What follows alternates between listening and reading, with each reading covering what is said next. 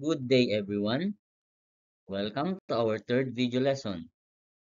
For today's video, our topic is addition and subtraction of dissimilar fractions.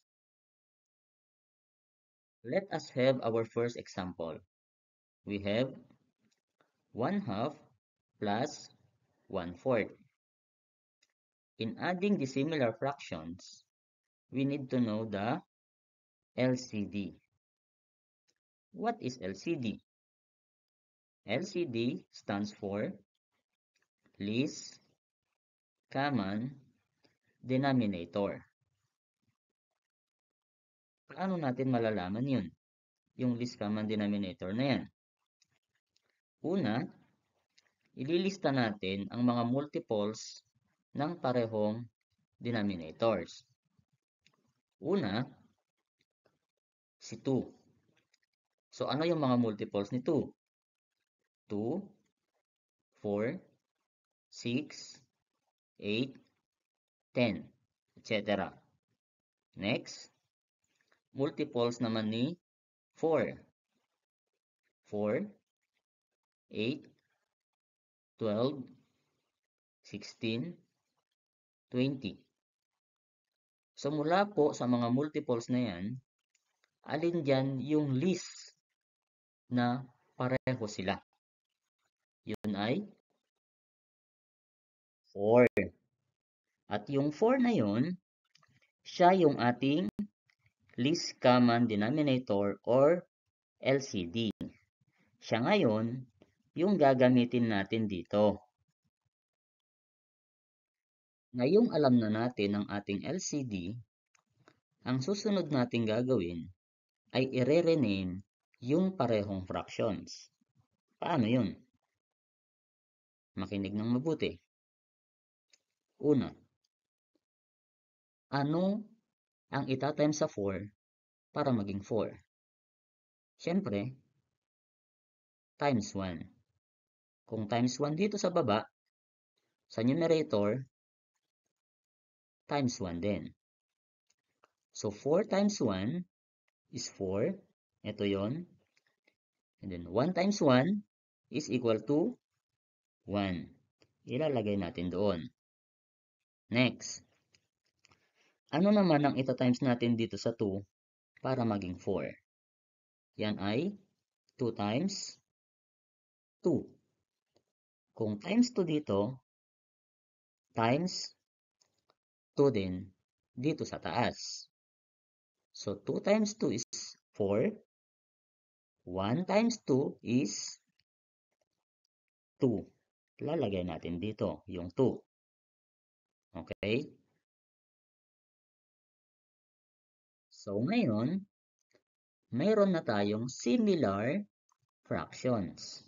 Pwede na tayong mag-add. 2 plus 1 is 3.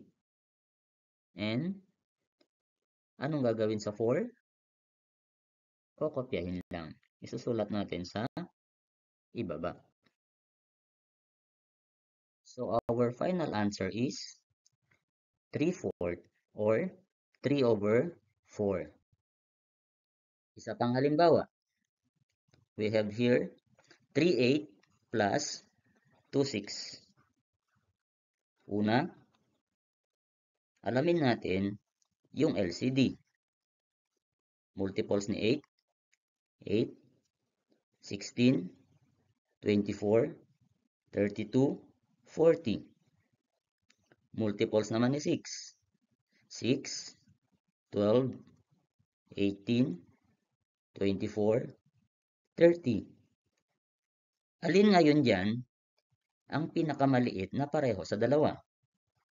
Yun ay 24. At yung 24 na yon ang ating gagamiting LCD. Next, ano ang itatimes natin sa 6 para maging 24? Yun ay 4. Kung times 4 dito, sa taas, times 4 din. 6 times 4 is 24. 2 times 4 is 8.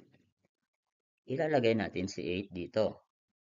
Next, anong ita-times natin sa 8 para maging 24? Yun ay 3. Kung times 3 sa baba, sa taas, times 3 din. 8 times 3 is 24. 3 times 3 is 9. Now, let us add. 9 plus 8 is equal to 17. And copy the same denominator, 24. Our final answer now is 17 over 24. Subukan naman natin sa subtraction. Halos parehas lang naman. 3 over 4 minus 1 over 8. Hanapin natin ulit si LCD. Multiples ni 4, 4, 8, 12, 16, 20. Multiples ni 8, 8, 16, 24, 32, 40. Alin diyan yung least o pinakamaliit na pareho sila? 8. 8 ngayon ang ating LCD. Anong ita-times natin sa 8 para maging 8? Siyempre, times 1. Times 1 dito, sa taas, times 1 din. 8 times 1, 8. 1 times 1 is 1. Next, anong ita-times natin sa 4 para maging 8? That is 2. 4 times 2 is 8. Kung times 2 dito sa taas, ano? Okay, times 2 din. 4 times 2 is 8. 3 times 2 is 6. Now, let us subtract. 6 minus 1 is 5. And copy the denominator, 8. Our final answer now is 5 over 8. Isa pang example sa subtraction. 3 over 5 minus 2 over 15. Alamin natin ang LCD. Multiples of 5 is 5, 10, 15, 20, 25. Multiples of 15, 15, 30, 45, 60, 75. Ano ang LCD natin ngayon dyan? Yun ay 15. So, 15 ang ating LCD. Next, ano ang ita-times sa 15 para maging 15? Yun ay times 1. Times 1 sa baba, sa taas, times 1 din. 15 times 1 is 15. 2 times 1 is 2. Dito naman sa kabila. Anong ita-times natin sa 5 para maging 15? Yun ay times 3. Kung times 3 dito, times 3 din sa taas.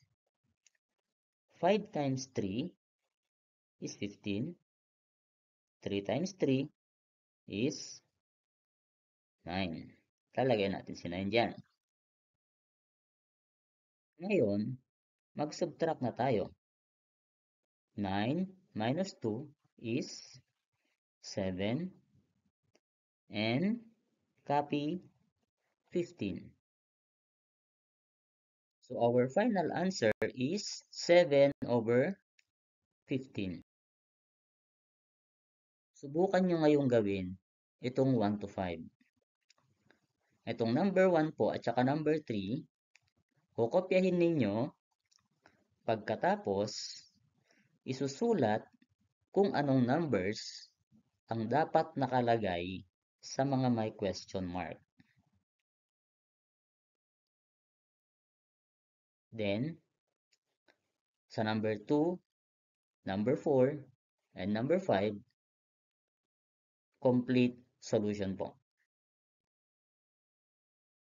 Good luck, people of the world. Bye-bye.